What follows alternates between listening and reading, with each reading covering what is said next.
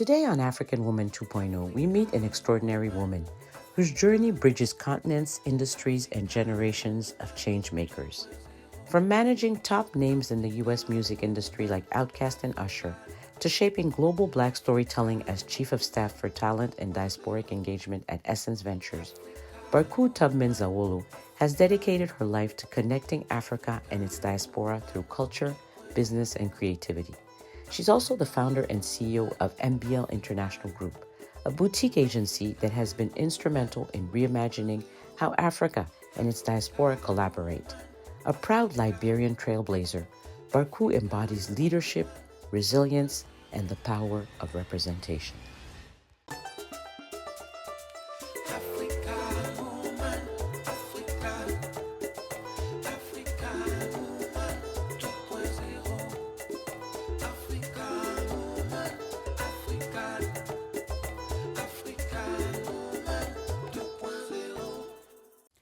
Barkue Tubman-Zawolo is a visionary cultural diplomat and global strategist whose mission is to connect Africa to the world through creative equity and systems that uplift women and communities.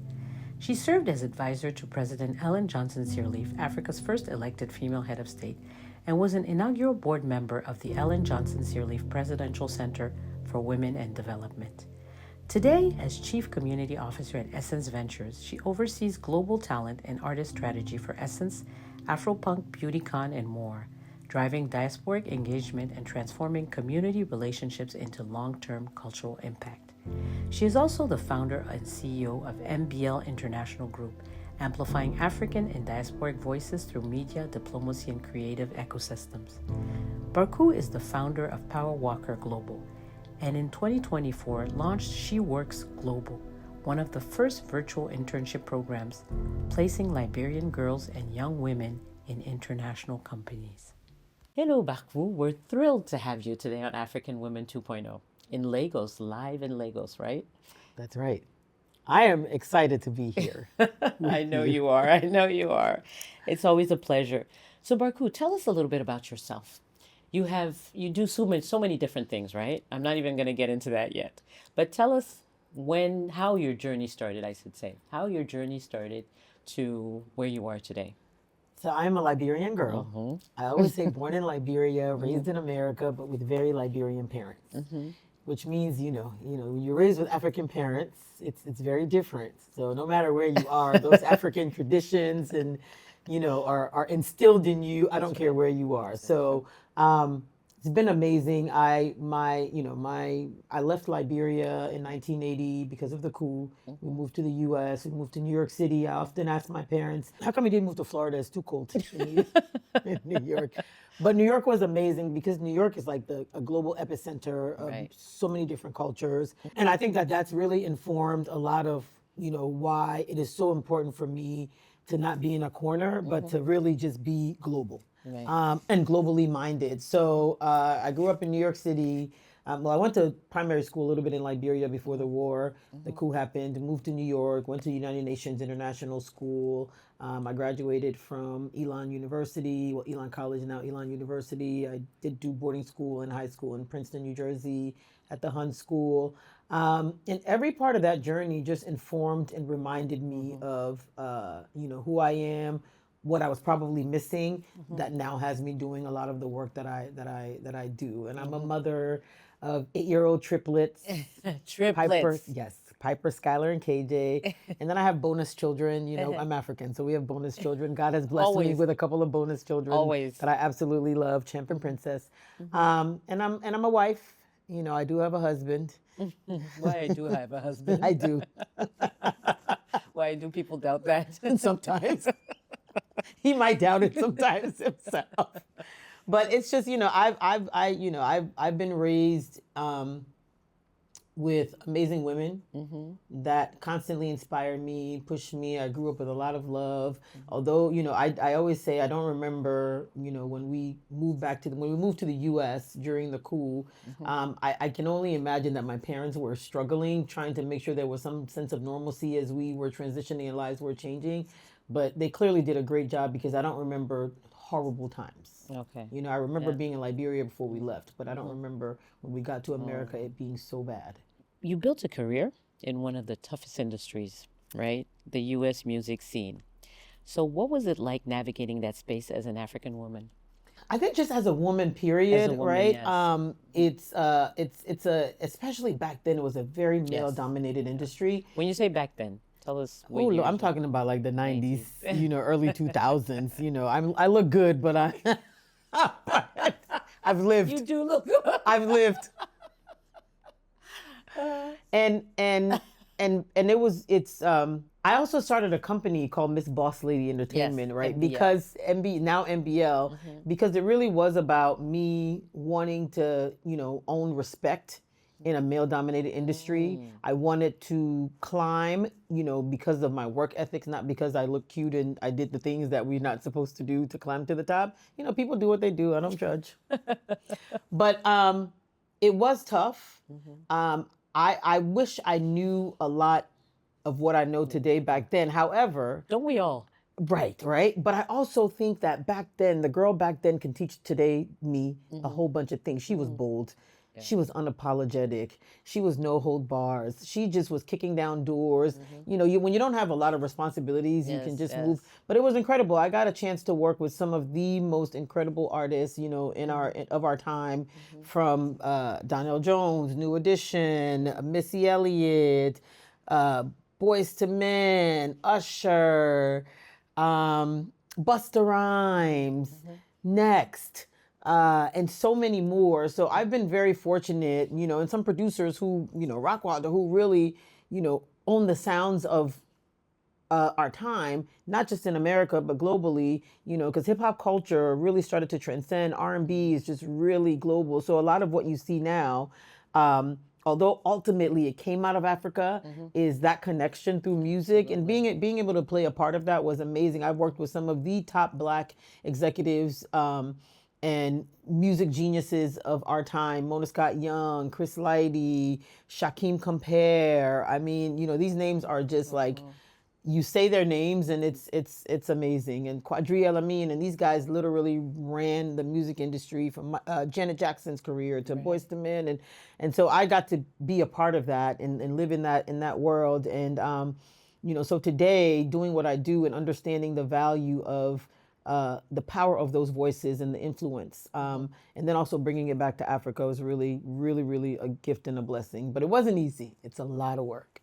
But how did you manage to stay humble? Working with all these peoples, right? These people, I mean, it can get, it can give you an ego. You know what? It can give you an ego, but I think I've always stayed rooted in the work. Okay. Right? I think sometimes I'm too humble. I think sometimes I'm too humble. Is good. Well, it's good, but I think you also now have to be humble, but know your value. Absolutely. So I think there's an intersection of where those things should meet. So I've stayed humble because I'm a consummate student, right? I love to learn. I feel like everybody has something they can teach me, right? And I get that from my mother and my father, and just, my biological ones and my others, right? That play a role in my life. But I think that it's important to be humble, but I think it's important to know your worth. And I think too much humility without the understanding your value diminishes your value a little bit. True. And so I stayed humble because that's just how I was raised. And I was focused on the work, right? So it was always important for me to see how I'm helping to move somebody's lives ahead, the artist's career, and like getting to see that, and like seeing them on stage and seeing people really sing their songs and what it did for them and what it did for their families really just warmed my heart, because I feel like I am I'm in a service business. Anything I do to serve, right? So that is I think how I still stayed humble until today. I sit in a place where the work that I choose to do is really in service to others. After you left the music industry, what came next? So I don't know if I ever 100% left the music industry, but after I left it in the traditional sense, right? I moved to Liberia. Right? I moved to Liberia. I left New York. I moved back home. I had spent many years, I grew up in New York, but then, in early 2000, my mother had a mild stroke. And traditionally, my life was, my mother still lived in Liberia. She would come, once or twice a year. And every time she hit the ground in New York, Barkue's off on the plane. She's got to go with this artist. She's got to go with this artist. She's moving here. She's on tour. She's doing all of this stuff. And this particular time she landed in, I lived in New Jersey. She came and in traditional sense, like, I can't remember the actual day of the week. Let's say if she landed on Tuesday, on Wednesday, I was on the plane, I was gone. Right. In fact, I was going to I think it was MTV with Busta Rhymes. And when I landed, I got a call. Your mother's in the hospital. She had a stroke. So I had to get on the flight the next day. There was something really daunting about seeing your mother in the hospital, and me saying, okay, I've got to change the way that I'm living so I can spend more time, with my mother, and your parents are getting older. I mean, fortunately, as God would have it, my mom is now 82 and she's still around looking fabulous and doing very well, thank God. But I think that really first started me to think, okay, how do I switch this? Because back then in the music industry, it was, you work. Yeah, in fact, we used to compete about who didn't sleep. You sleep when you die, you sleep when you die. That's what we used to say. And it is probably the most... That was way before burnout, right? It was. We didn't even know what a burnout was. We would be in the clubs doing deals. It was insane. But it was a time where people also had incredible work ethics, right? So, and it was before the time we understood burnout, and we probably should have. But I love seeing people who existed back then, our cultural creators from back then, now really also sharing the message of the importance of burnout, mental wealth, mental health, taking care of yourself. But so basically when she came and that happened, I was like, okay, I have to, let me think what happened. So I started to then think about, I have to start transitioning maybe to spend more time in Africa. So that was the shift. That was the shift that said, okay, something's got to change. Yeah. Something's got to change. And then the other thing that happened is Liberia elected its first female head of state, Africa's first female head of state, President Ellen Johnson Sirleaf. And I was like, oh my God, this is such an incredible thing. So I had already started to go back, because I would go back to Liberia regularly all the time. But I would go for, now they call it Duddy Decembers. We would be the Bintos, as they say. We've been to America and we're coming back to Liberia. So we would go for summers and stuff. And I said, I want to go when it's not party time. I want to go back. So I went, I think it was like March, and I said, okay, because I want to see, can I live here? And then how is it living just every day? And so I went back and I started to spend time, and I said, okay, Madam Sirleaf got elected. I went to Liberia, and when I tell you, it was just amazing. The Liberia had gone through so much already, and all that. When she got elected, and I happened to be on the ground, it was like the air felt different. The hope of the whole nation had shifted, and it's not because we knew what was coming or they knew what was coming, but they knew something was going to change, right? And you felt that, and you felt everybody's commitment to whatever this change was. It just felt like, okay. And Liberia, to me, looked, as an entrepreneur, Liberia was like a blank canvas, and I was like, I can paint anything on this canvas that I want. And so a combination of my mother, this new opportunity, me knowing who I am, and just open that door, I'm coming through in this blank canvas that's beautiful, that's Liberia. It was just waiting for you. It was just waiting for me. And I went. And so, moved back and that to was Liberia. a new chapter. Very new experience. Chapters. Yeah, because I left my clients in the U.S. And I mean, I remember having to have conversations with some of them saying, I got to go. And they were probably saying, why are you moving back to They Africa? thought I was crazy. But it was also, selfishly for them too. They were like, wait, but you're our manager. And so it was hard. It was like a breakup. It was because they become like your children. That's true. It's so interestingly enough. I get a text from Donnell Jones the other day. He was like, "You were my mother before you had children. I need you back." And this was literally 2 nights ago before I even got on the flight to come to Lagos. And so you build this bond with these people, and they may not even realize your value to them in that moment. But when you are true to who you are, God has a way of showing everybody, what they need to see about you. And so, it makes me feel good because I was always there with the right intention. I always wanted to see them succeed. So tell us what you built in Liberia, because you did a lot of stuff during those years in Liberia. I did quite a bit in Liberia. I got to Liberia with this blank canvas, and I thought I could just come and paint it. Yeah. But when I got on the ground in Liberia, my initial thought was, I am going to come here and really build the music business, because I was coming from music in entertainment in the U.S. But when when people have gone through 40 plus years of, war and just instability, while music is amazing, what they eat every day is even more important. Exactly. And then in Africa, governments are so tied to things that I think they shouldn't be officially tied to. But that's just how it works, right? For some good reasons, some not good reasons. So I had to. It's a relearning for me at that point, because I went with, I'm just going to do this, but then I had to get on the ground and realize, okay, this is not America. Things are not set up the way you think they should be set up, or the way you want it to be set up. This country didn't die because you weren't here. It may not have moved, in the direction that you think it should move in, but these people were on the ground. They were resilient. They stayed here. They're amazing. They're smart. They're very savvy. While you bring something, they bring something too. As well. And so I had to take a step back, take a pause. And when countries are rebuilding, you have the United Nations, the World Bank, you have all of these, international organizations that come. And so what I realize is,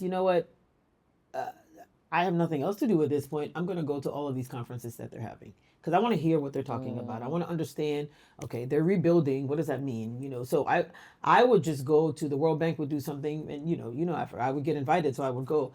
And while I would sit in these different summits and conferences and, big meetings, I realized they couldn't focus on the substance, right? They were focusing on all the logistics. Right. The sound isn't working. The current is going out. And I was like, but I do this. I put national tours together all over the United States. I'm a fixer.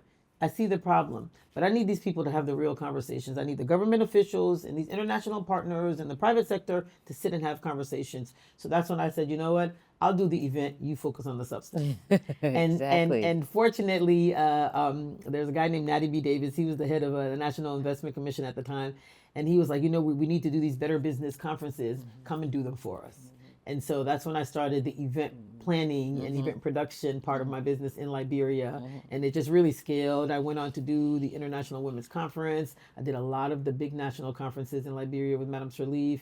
I did my own conferences for youth and concerts with Akon and other artists. I would bring them to Liberia. And so you were able to still do the music part, right? I just did it differently. Exactly. I did it differently. Exactly. And the cool thing about it is, because you start to understand how you want to change lives.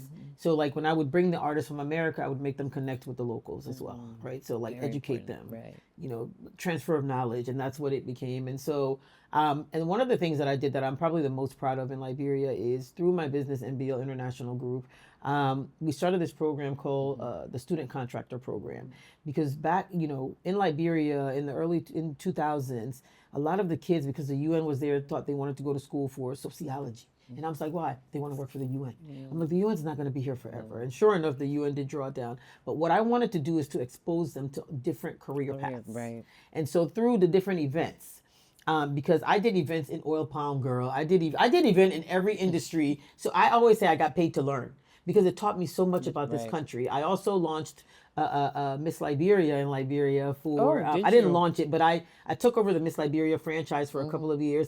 And when I took over, it was the first year we got Liberia back in the Miss World competition. It was also the year that Madame Sirleaf says, I'm not doing beauty pageants. You're not going to parade girls naked around here. And I said, Madam, it is not about them being naked. I said, these girls are beautiful, but they have brains. So I started to theme the pageants. Yes. And she actually came. And so I themed the first one was Beauty with Brains, and I paraded those girls all over Liberia. I took them to radio stations. I made people call them and ask them questions. I made them answer. And I actually did the first Liberia reality TV show with the girls. I put them in a house. I put them in a house, one, because I wanted to monitor them, because the history of beauty pageants in Liberia was, a lot of the older men were exploiting the girls to give them. It still is in a lot of countries. Right. It's sad to say, but that's the reality. Right. So that's what makes what we do so important, because it is really important that, while your platform is brilliant as well, our girls need to see women that are able to, thrive, right, through hard work. Exactly. Right? And excellence. And excellence. And so, I put them in a house, and we had And I gave all those girls, you know, and I raised money. I mean, I got sponsors and stuff, but we were able to give them like, I think it was 2,000 or 2,500 United States dollars, each of those girls.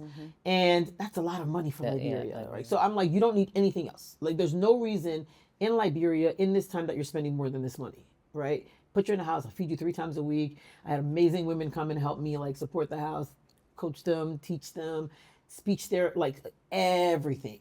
And so it just became something really special. I got to do a lot of really cool things being in Liberia. Did they continue that? They do continue the Miss Liberia pageant. You know what's so funny now that you say it? Did they even have it last year? I don't know. Okay.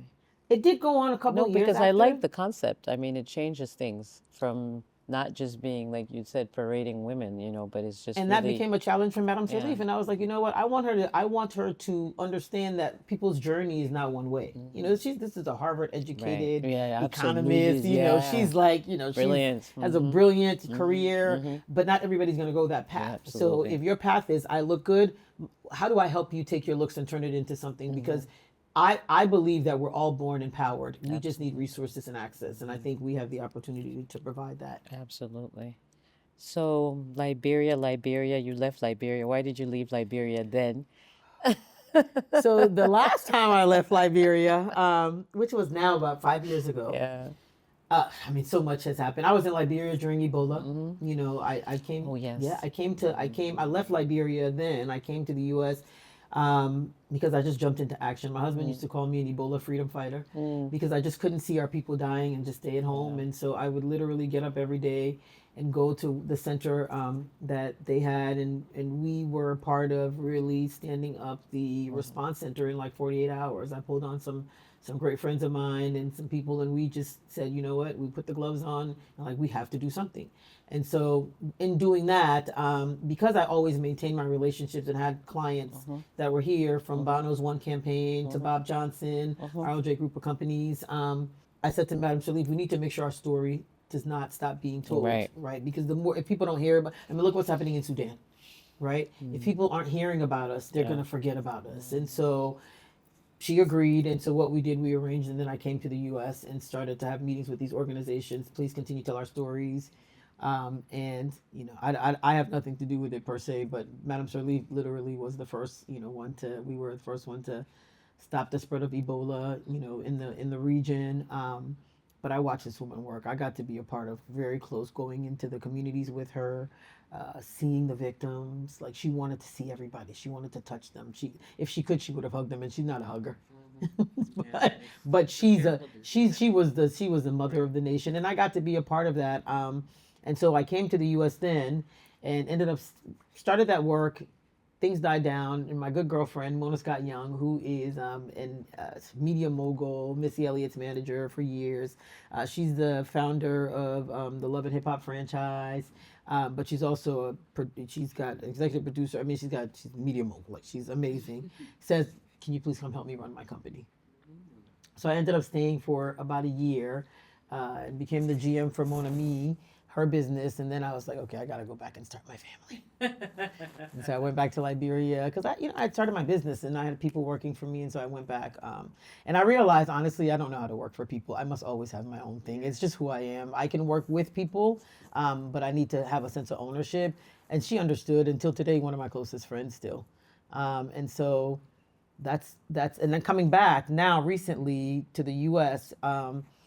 The pandemic, and then I was a mom. You know, I became a mom of, you know, these babies, and unfortunately, Liberia didn't have the healthcare and the education system that, you know, I wanted for my children, and I have all the access. So, and so much has developed since then. So thankfully, but I have a daughter who had like respiratory issues, and, you know, you're talking about pandemic. There's very limited hospitals with oxygen tanks, and I said, okay, the world is going to shut down. I love Liberia, but, you know, when you become a mom, Mother Bear sort of takes that thing, and you're like, okay, let's make a decision, and where do we go? And so we went back to the U.S.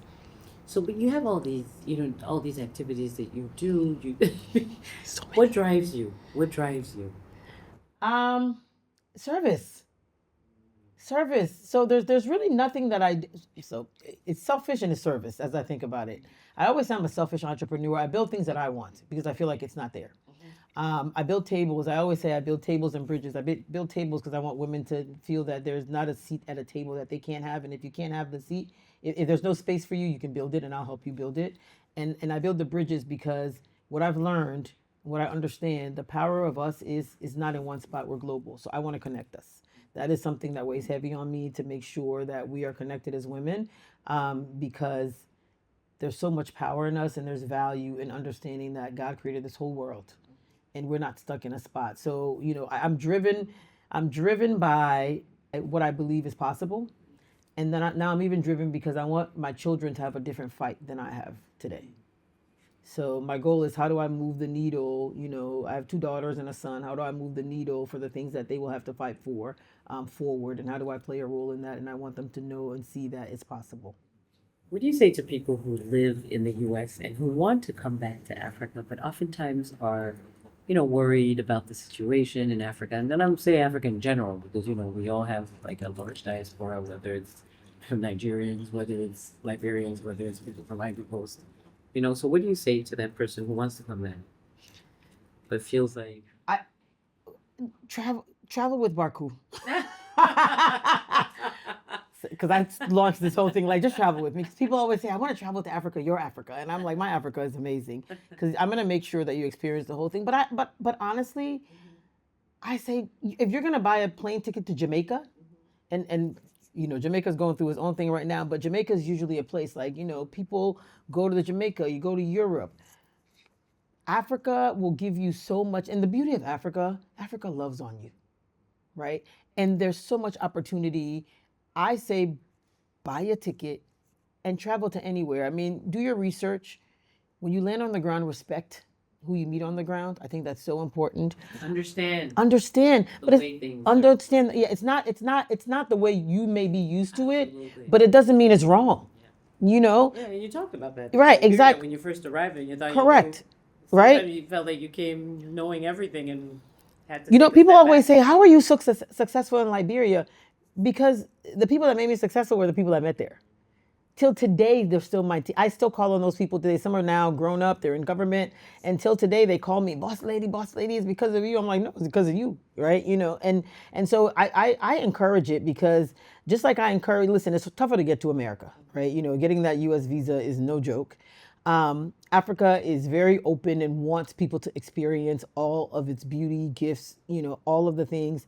You just buy the ticket and get on the... Listen, if there's a plane coming, go. But again, do the research. There's a lot of instability in some regions, but understand where you're going. And when you land, the people will take care of you. And you'd be surprised at the opportunities that are there and the experience that will be forever life-changing. Listen, before I started working for Essence, Essence was my client, and I did the Essence Full Circle Festival, where we brought all these people to Ghana. And there are people still going to Ghana today. There are people that have moved to Ghana. And because one of the things that the Essence brand did when we did that was it really took away some of the mystery of traveling to Africa, because that's such a respected brand in Black culture in America and globally, actually. But when we did that, it was like, oh, okay, Essence says it's okay, right? So I feel like that's some of the responsibility that we have as these very reputable people and brands, to really be the reason people connect. It's kind of like what we were talking about earlier, with like just us in Africa, Francophone, Anglophone, right? We if we bridge that, power. Exactly. So you mentioned Essence right now, and so how did you now move to Essence as? So my Essence journey was I'm also currently Chief Community Officer at Essence, but I started at Essence as Chief of Staff to the CEO, which is funny. I hated that title so much. Can I tell you? Why? Because again, remember, I like to work for myself. Right. You go again. Every time I do something, I realize I like to work with people. You still have your own company, right? I do still have my own company, and that's why I was able to accept the role. And so it's not a job I went to look for. I think it was a partnership that I started to build with the then CEO, Caroline Wanga. We started to build this relationship, and I would just start to support her, and we would have conversations about different things. And I didn't realize that she was checking me out while I was checking her out, trying to make sure, she was successful in this role. Essence is a near and dear brand that is it's an artifact. It's a cultural artifact. And when the Dennis family, Love it. listen, everybody has an Essence story. So when I was back in the US, and again went from being the Essence was my client, we had done out Ghana, we were planning on next things, the pandemic happened, and so I'm talking to her, and we're talking like we always do, and she said to me, would you ever consider coming inside? And I'm like, oh God, I don't know. I don't know. But what was exciting, of course, I talked to my confidants and mentors, and of course I prayed about it. And again, it's Essence, right? This is Essence, right? Like who gets to be a part of Essence? Like at this level, it was like, you know what? And Caroline is she's a formidable human being. And then Rich Lou Dennis, who I adore, is like a brother to me. And I'm like, him and I have always talked about how do we do stuff to get like, what does it mean? I remember when he acquired Essence, him and his family, I was like, Rich, Essence, Africa, we gotta do this. And so it was just like, I get an opportunity to work with people that I absolutely love, adore, respect, and admire. And while I know I have a lot to offer, I know I can learn so much and I can contribute so much to a brand that has meant so much and continues to mean so much to our community globally.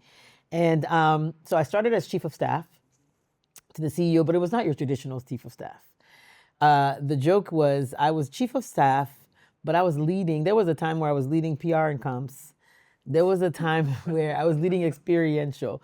But you never know why your life does what it does. So as an entrepreneur, you have to be, a part of every part of your business. And all of that trained me and prepared me for this opportunity, right? So PR and comms didn't, in Liberia, I was doing Delta. I did PR for Delta, and so I've done this stuff before. And so I got to do that.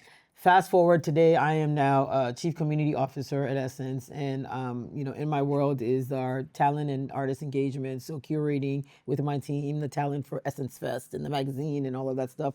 Working with the editorial team for making sure we get the right talent for our stages, our pages, our .coms, our branded content, as well as our stakeholder and government relationships. And of course, our global expansion and diasporic engagement. So there's a lot that sits in my world, but it's all very important to the brand. And now there's Essence, but there's SNTG, there's Sundial Media and Technology Group. So we're a much bigger entity, and there's Essence, there's Afropunk, there's BeautyCon, there's Refinery 29, and a host of other things that are coming. It's an exciting time for that business. So, what advice do you have for young African women who want to build global careers, but without losing their roots, their authenticity? You know what's I love that. So I have a not for profit in Liberia called the NBL Boss Lady Effect, and our flagship program is called I Am Legacy, and this is to let this is specifically focused on Liberia, this one, but it's to let young African girls know that legacy starts with them. Regardless of you cannot let your present reality dictate your future. And so my advice is always know that you're enough. It's said a lot, but it's so true. Whatever you go through in your daily struggles, when you come out and you wake up the next morning, it is because you did it, right? You're already enough. So what are the tools, the resources that you can connect yourself to? So that's why I have this nonprofit. That's why you have this platform, right? Make sure you also dream big. President Sirleaf says, if your dreams don't scare you, they're not big enough. Make sure and don't ever stop dreaming. I don't care if your dream changes. Don't ever stop dreaming, right? Like you are where you are today, but it's not for forever. And the only person that can move you forward is you. And sometimes I know there are systemic barriers that really hold us down as young women, especially in Africa. But you're going to be a part of that change. Like it only happens with you. You cannot give up. If you don't show up, the world misses out on something. And so my advice to them is also, I know it's hard. That is the one thing I will say. I know it's hard. Yeah. And I'm not going to say it's not hard. We can say it up here and do what we do, not because it was easy. right? And we probably have a different lifestyle than most of the young girls in Liberia. However, we know how hard it was for us and how hard it is for us to keep going. So imagine people who don't even have a quarter of the resources and access that we may have. But we also know stories of resilience. So we know it's possible, right? It's all possible, but it really starts with you. God first, but you. And so I just want, even on your worst day, to my young Liberian, young Africans, young Black girls globally, even on your worst day, cry, go in your corner, take your 5 minutes, pray to your God, but get back up. Exactly. Is my advice to them. Thank you. That's great advice. And I do want to add one thing. And for those, because let me tell you, a lot of you young girls now, you have social media. What you do on social media matters. Yes. So if you're going to spend time on Instagram and post your cute picture, and that's great, make sure you find your Instagram mentors. The people that are preaching and giving you information to fuel your brain, not just tell you how cute you're supposed to look. That's why beauty with brains is really important. There, as much as there are the pretty girls on social media, are the women like this. This one right here. Asata. Si bebe. Tata. You did say this interview was going to be special. Oh yeah, this is the. But you exist for a reason. Yeah, and so do you. Well, yes, but you don't have to do this. You. Say what you are. This is sister conversation. But you build these sisterhoods, right? Like, we connect because we're like-minded women. Absolutely. Who are rooted in purpose. In purpose. That is how we connected. It's the purpose. Right? And then everything else comes, which is what makes it so special, right? So I'm always going to be there for you. You're always going to be there for me. And most importantly, together we're stronger to deliver for these very young girls that we're talking about. Absolutely. 100%. 100%. I love that. I'm not going to say what the Instagram thing. You can say, no. I am an open book. I want to talk about, I don't want to talk about, I want to talk about family. It was so funny. You said, I am married. I am married. My husband is, so when you go through, this is some of the things we don't talk about, right? And I think it's really important because we talked about Essence, but there's so much more that I do outside of Essence. Absolutely. I have the MBL International Group. That is my agency. We are a global expansion agency for brands and individuals who want to expand, not just continents, but also themselves and build IP. So we help businesses and individuals build their IP. We develop people as brands so they can scale. I have Power Walker Global. This is my global women's platform, right? And so I have all these things that I do. I'm a mother. I'm a wife. But truth be told, on the scale of 1 to 5, as you prioritize, my husband probably doesn't sit at number 1 all the time. Not all the time. Not all the time. But let's be honest. I'm not the only woman navigating that, right? Because it's you get so caught up in like, this is where God wants me. I'm sitting in purpose. Don't forget, I carry 3 children. When they were born, I had to be there 24/7. You carry them, whatever. So I am in a selfish place where I am focused on me right now. And unfortunately for my husband, he's got to be okay with that because when I was playing mother, he was able to do what he was doing, right? One of my friends told me, I remember, she was like, I don't care if you're married or you're single, when you have these children, the children are yours.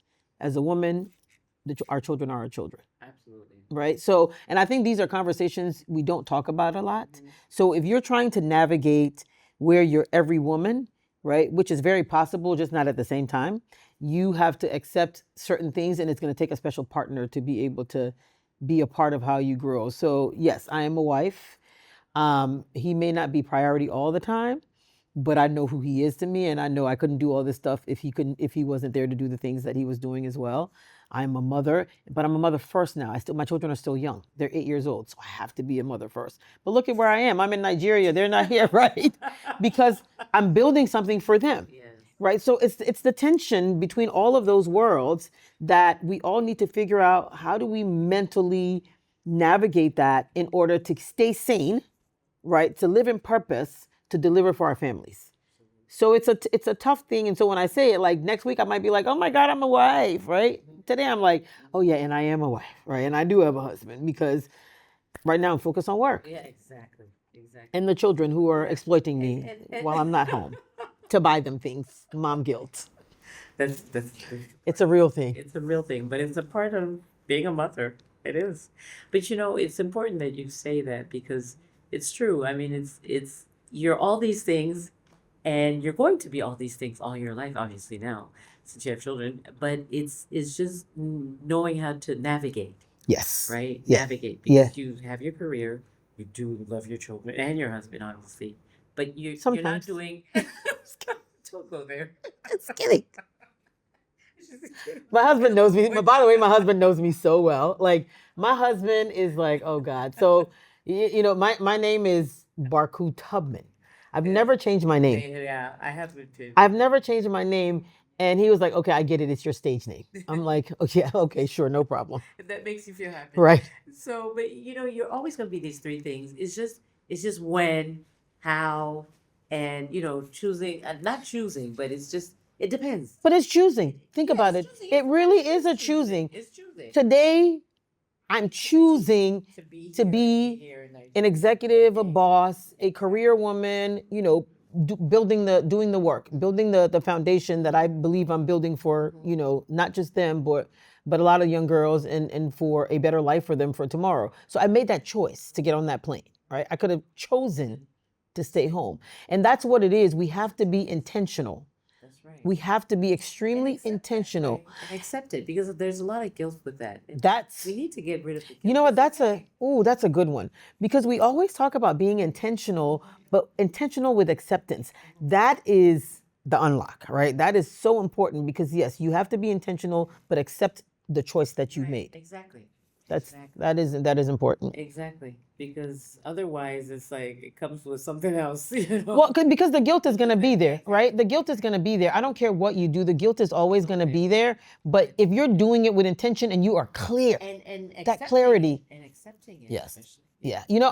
I when I first became a mom, I struggled a little bit because, I still, first of all, I didn't just get one, I got three at the same time, right? And I got, That's traumatizing. it was. My whole journey to become a mother was traumatizing, but that's a whole nother. And then having the three kids at the end was traumatizing. Well, we also went from thinking we lost the pregnancy to finding out we're having three. So it was a whole emotional. I mean, me and God went through so much in that period. Oh, this God that I love you so much. But so when I first had the kids, I was still trying to be Barkue. I can go. It just didn't work. It just didn't work. I know that. And so, right. And so you realize because you're just, and then so you realize like, okay, I have to.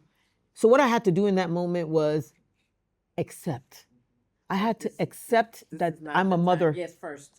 Yeah. My role right now is I'm a mother. And it was a struggle for me because I knew I was a mother, but I was like, I have to prioritize only being a mother right now. And so I came up with this thing that I'm going to challenge everybody to do. It's called come up with your word for the year. And so I don't do resolutions. I do the word for the year. And the word for the year is what really helps govern how you live that year. And so when I came, and it doesn't mean you get it in January. I got that word, I think, in like June because me and my friends had planned to go to this wedding in Lebanon, and it was like it was a whole thing. I couldn't go. Of course. I had the babies, and I didn't feel comfortable leaving them. But guess what? My husband went, right? Which is fine because he went to represent. But my point is, you realize all of your friends are traveling. Everybody's at different life states. Your moment right now is It's still a choice because you could have chosen. it still was a choice. Exactly. But when you accept something, so the reason I bring that up, when you talk about intention and then accepting, when you accept something, the gratitude sets in, right? So as you navigate, like you're grateful, you start to realize what you have. So it becomes like, okay, this is what I am. And then you start to see the good in all of it. And you're like, you know what? This is good. I'm grateful for what this is. So it's just, and so my next year was gratitude. And it was like, when you sit in a place of gratefulness, you realize how much you have. Not that you don't want more, but when you appreciate how much you have, then God piles it on. Absolutely. We're coming to the end of this interview. No, we're not. We keep it. No. I know you want to keep talking. Of course I want to keep talking. It's you. But we'll do it off camera. But it was so good having you. This is amazing. Yeah. And so I want you to finish with something about you that we don't know. Because I know you said I'm an open book and all that, blah, blah, I blah, blah, am. blah. I am. But I we am. know that deep down there's some things that you don't share with everyone, but you're going to share something with us today. Woo. People don't know about you. Let's see. I'm an introvert. No, you're not. That's a lie. Sorry. That's a big fat lie. I can't. I'm an extroverted introvert. You know what? I get that. Because I think I'm that way too. Let me tell you. Yes. So you're an introvert. You're an introvert. You need to take, sometimes you put out so much energy that sometimes you need to take time for yourself. So in a sense, you're an introvert because you like that time. I like to retreat. Exactly. Yeah. Yeah. Like you love to be around people. But when I'm out, exactly. I'm out. But when you need to take that time sometimes to refuel, recharge. Yeah. Recharge. Yeah. Yes. And I'm able to. I'm okay with that. I'm actually able to be in a space by myself. But nobody happy. would believe that you're an introvert. I know. That's why I had to. An extroverted introvert. So which are you? I'm an extroverted introvert. I'm an introverted extrovert, I think. I know. I'm trying to think about it because I'm like, I don't know. I think you're an extrovert. I am okay. I am really an extrovert, but I love my me time. Yeah. Right. I love my me time. But if I'm out, I enjoy being around people. Mm-hmm. I always say also I'm in the relationship business, right? I love to meet people. I love to build relationships. I mean, I think that matters the most. Relationships is really how you grow. Mm-hmm. Relationships are how you learn about yourself, right? Sometimes they're good, sometimes they're not. But there's every step, every relationship has something. So I'm in the relationship business. So I do like to be out. I love to travel. I don't think that's new. I think, if you follow me, if anybody follows me, you'll see I am Jesus's baby. I am very much a spiritual being. What am I? I don't know. Yeah. I know a lot of people, but I don't have a lot of friends. You're an extrovert. You're an introverted extrovert. I'm an introverted extrovert, but I love hard. Yeah. If I love you, I love you. Like that's, and I feel the love right now. It's a whole thing. I'm obsessed with you, so that's just, it is what it is. So I'm obsessed with you with us today. Thank you. Happy to have you with us. Thank you for watching. See you for the next episode of African Woman 2.0. And don't forget to subscribe to our YouTube channel, Afrique Femme. Thank you and goodbye.